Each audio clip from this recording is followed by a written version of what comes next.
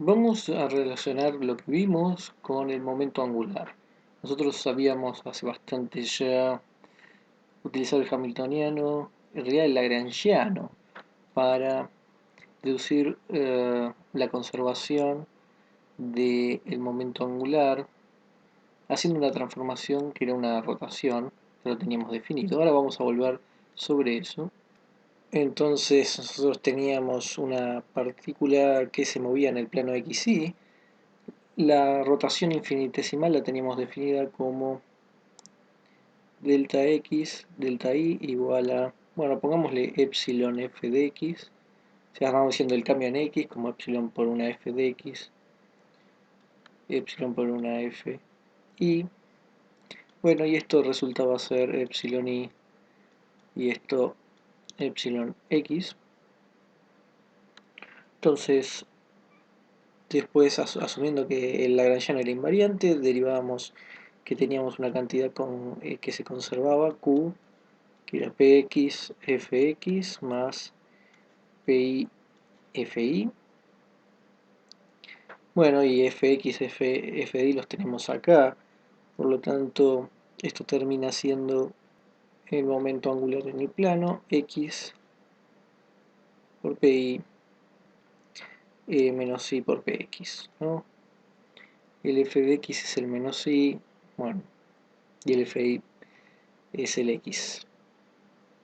Esto entonces es el momento angular en el plano. Ahora queremos ir hacia tres dimensiones, donde ahora el momento angular va a pasar a ser un vector, y no solo esto.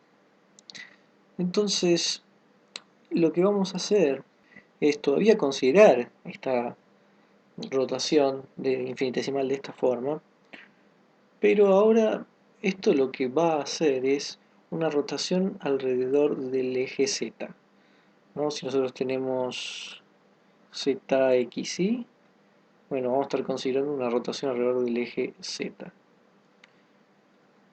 Bueno, entonces, en vez de considerar eso, vamos a dejarlo a un lado.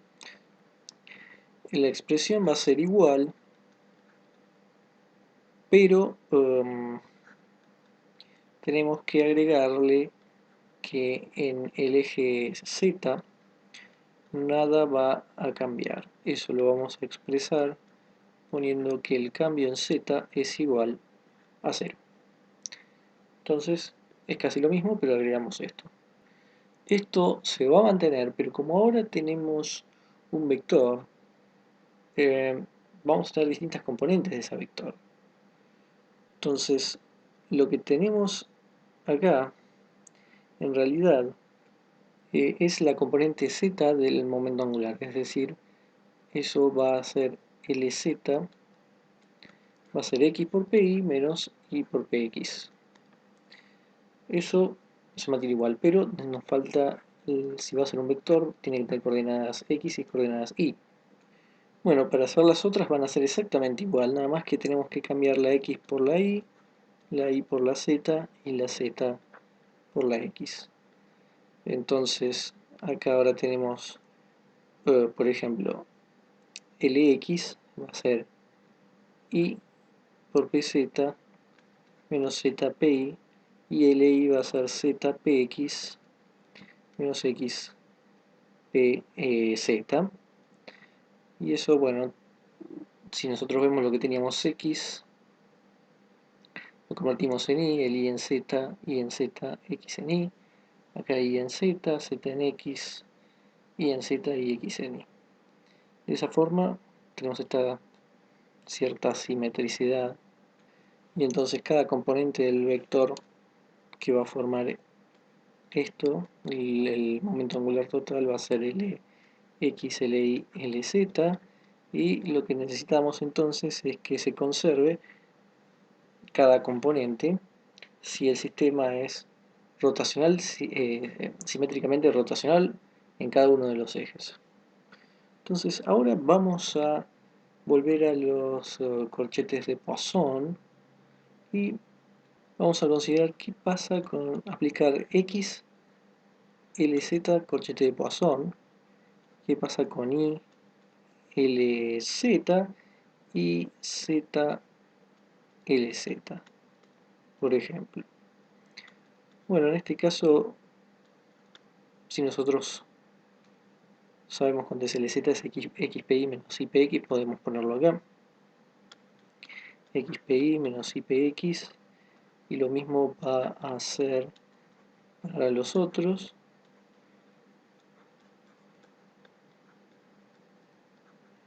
En este caso también. Quedan los tres. Bueno, vamos a resolver alguno de ellos. Por ejemplo, el primero, xpi menos ipx. Vamos a necesitar las propiedades del corchete de Poisson, la antisimetría, la linealidad y también la multiplicación.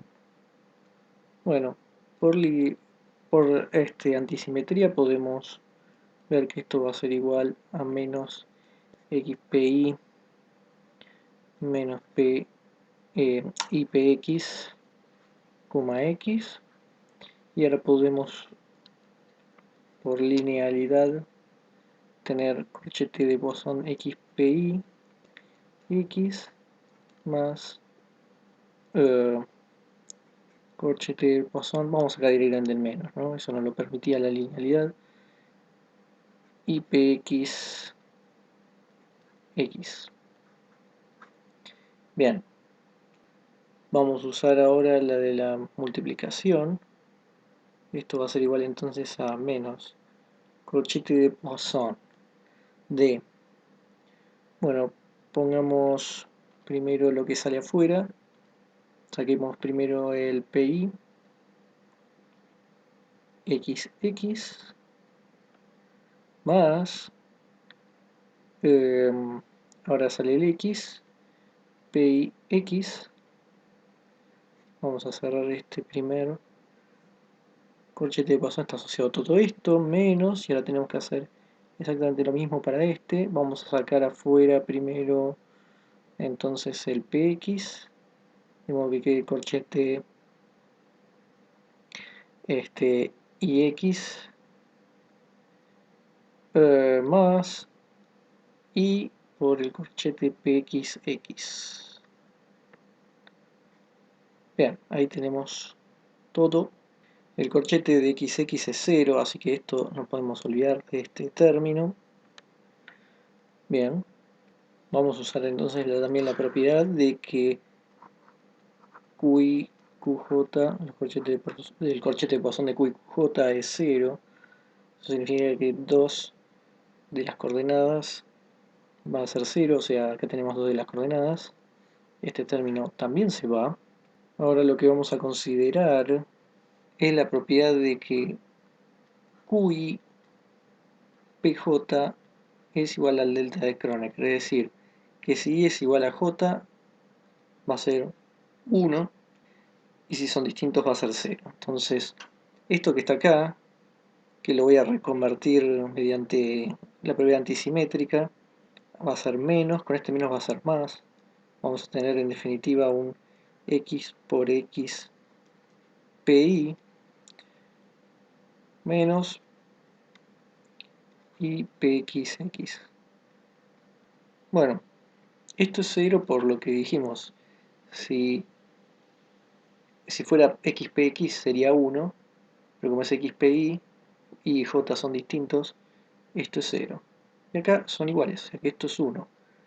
En definitiva esto se fue y me quedó este término 1 por menos i. Menos i, o sea que nos quedó que esto, que es esto, x lz, es igual a menos i. Después podemos hacer lo mismo, entonces para i lz. Bueno, esto vamos a tener que hacer el mismo análisis, pero lo que va a ocurrir es que el único que va a subsistir va a ser ya no este que está acá, sino que va a ser el primero, porque va a ser el que tenga i con pi. Cuando yo haga el corchete de Poisson de IPI, el resto se va a ir. El de IPI va a quedar un X afuera, así que esto va a terminar siendo igual a X. Y el último, que es ZLZ, bueno, este va a ser distinto porque lo que va a suceder es que el corchete de Poisson de z con pi o de z con px va a dar 0, al igual que todos los otros que nos daba también 0. O sea, todo va a dar 0. Por supuesto hay que hacer las cuentas, pero va a ser la misma metodología que lo que hicimos con XLZ. Esto fue lo que nos quedó entonces, y lo podemos comparar con las transformaciones infinitesimales. Sí, es muy parecido, ¿no? Salvo el epsilon, nos queda menos i, x en y en z0. Es decir, que a su vez vamos a poner que x lz es, salvo el epsilon, como delta x y lz como di, y bueno, y el z lo voy a poner, pero ya vimos que era 0 en ambos casos. Bien, ¿no? Esto lo que significa es que, que tenemos un factor epsilon en el medio. Bueno, esto lo que nos dice es que hacer el corchete de Poisson de las coordenadas con la cantidad que se conserva nos devuelve la simetría de alguna forma.